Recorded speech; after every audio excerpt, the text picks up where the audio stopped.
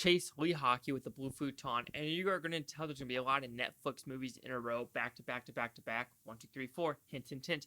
And this one is The Babysitter. I actually saw The Babysitter Killer Queen on there, and I was like, oh, there's a sequel? I didn't know there was going to be a sequel. It's like, let me go watch The Babysitter, which came out a couple years ago, but let's see how The Babysitter really is.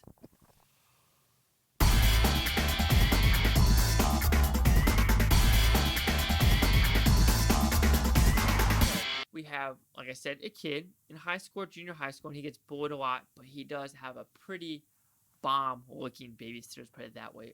Samara Weaving, she's also in Bill and Ted, so very interesting as well.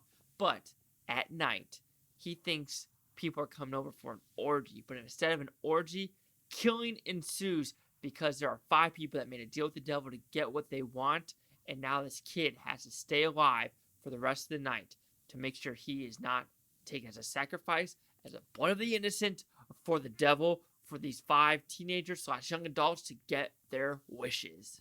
So honestly, going into this movie, I really didn't know what I was expecting. I know it was directed by McG, and he does a lot of PG-13 movies, Charlie's Angels, Terminator Salvation, and other movies like that. So I didn't know what I was expecting. I was thinking, oh, this is going to be a little PG-13, fun fest of him trying to get away with murder, or trying to get away from murder and maybe do some, stuff like that. Nah, this goes pretty hardcore R with the language. Not much sexuality, but with the gore. The gore is, to me, primo in this story. I enjoyed it. It was surprising, fun gore, put it that way. It was actually a lot more fun than I thought it was going to be. It was funny, had some good zingers, had some good gore, had actually a decent story, which, of course, you've seen this story before of, people made a deal with the devil. Now they got to kill the blood of the innocent, mix some blood, and they get what they want. One wants to be kind of an Instagram model. One wants to be a rapper. One wants to just be famous. They really don't explain some of them. They just say, oh, this is what I want to be. This is what I want to be. This is what I want to be. You're like, okay, that makes sense. That makes sense. That makes sense.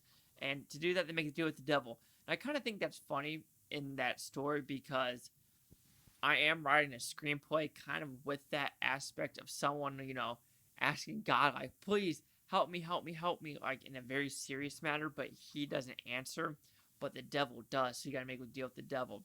So I kind of find those stories interesting where that happens, where you have to make a deal with the devil without making a deal with God.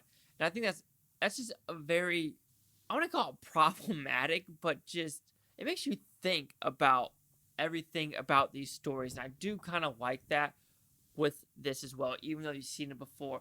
But like I said, it's going to be a very short review because it's a very simplistic story about a kid getting away from his babysitter and these murderers who want to kill him to get what they want.